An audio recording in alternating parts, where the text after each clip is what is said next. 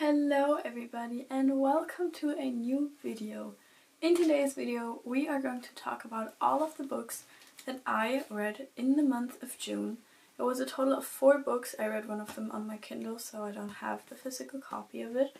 But yeah, it were a lot of summary books because June, what more do I need to say? So yeah, let's head right into the reviewing. First of all, I read You're the Problem, It's You by Emma R. Alban, and this book is about Bobby and Mason. The whole story is set in the 1800s, so it basically just follows these two guys falling in love and all of the difficulty that kind of follows with that because of the time that they live in.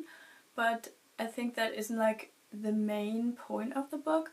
It still is very focused on the characters, and I really enjoyed that it wasn't just, oh, it's so depressing that we can't be together, because that could have very easily been done with the whole setting.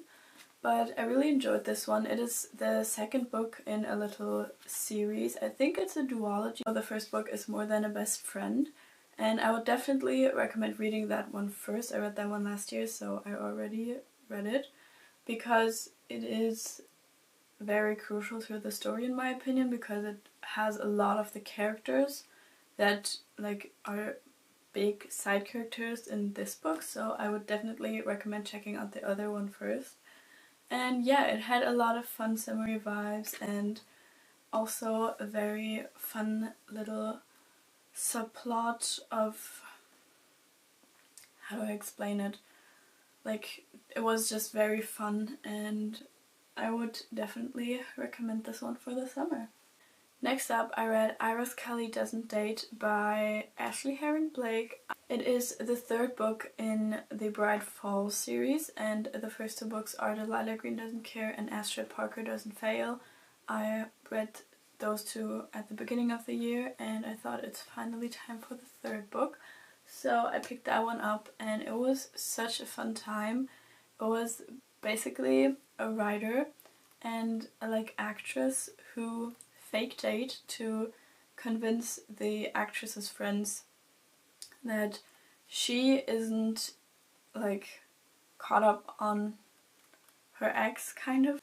The writer doesn't date because she had a bad experience, or she had bad experiences with it in the past, and so they kind of help each other out to convince their friends that they are still on the right path, I would say. And it was such a fun little story. It was also very fun to see the characters from the previous books again, and yeah, I overall just really enjoyed that one as well.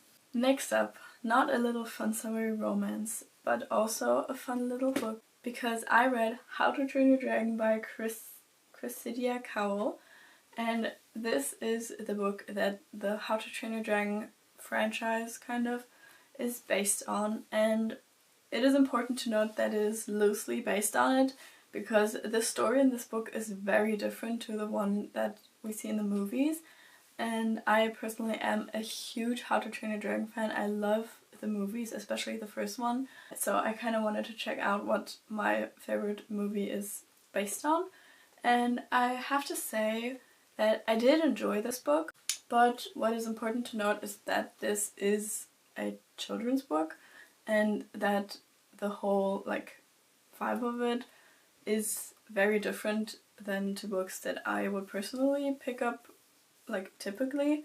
So that is just important to keep in mind. If you have kids, a 5-year-old, I would recommend this to read to them, because I think that is very fun.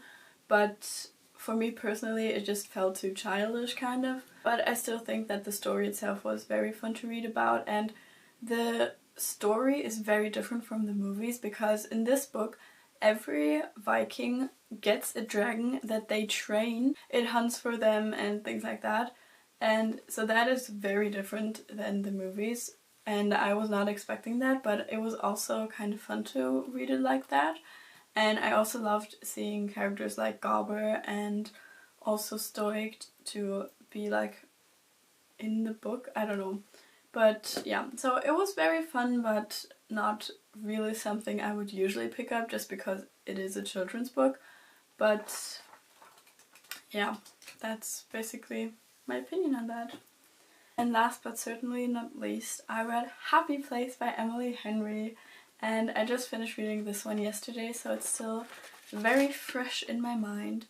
And this book follows Harriet, and she is a part of a little friend group that always goes to a little cottage during the summer, and they have been friends for very long, I think since like college, and it was such a fun book.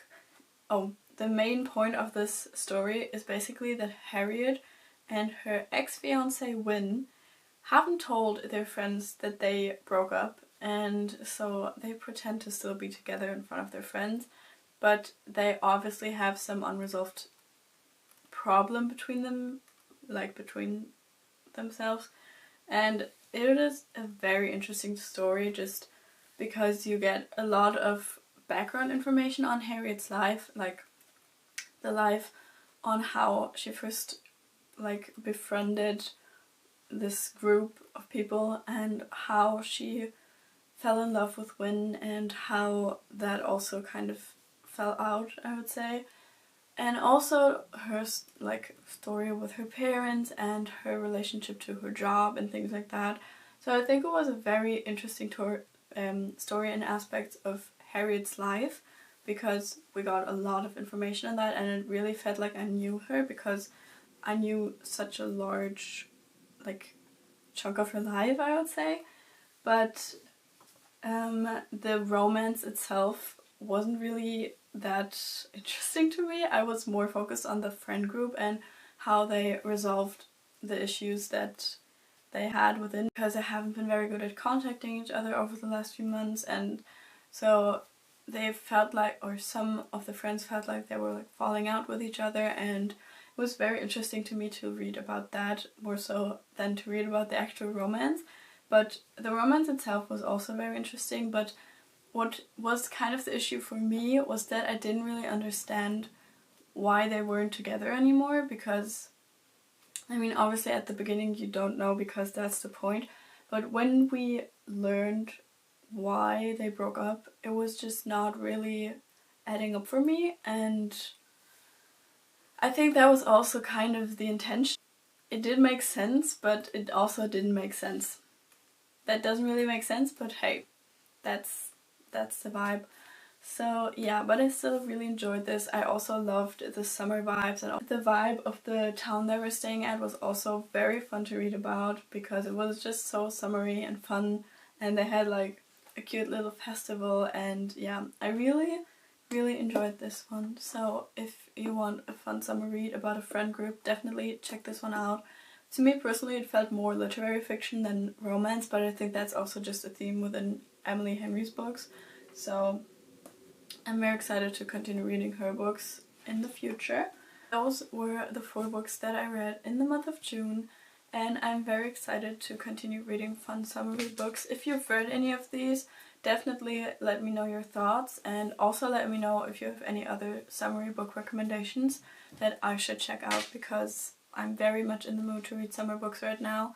I also packed a few for the next few trips that I'm going on, because I'm actually going to Prague today, which will be next week's video, and I will try to vlog what I read during that time as well. So if you want to know that, definitely hang around for next week's video. And if you want to see anything about my trip to Prague or just my life in general, you could also head to Instagram.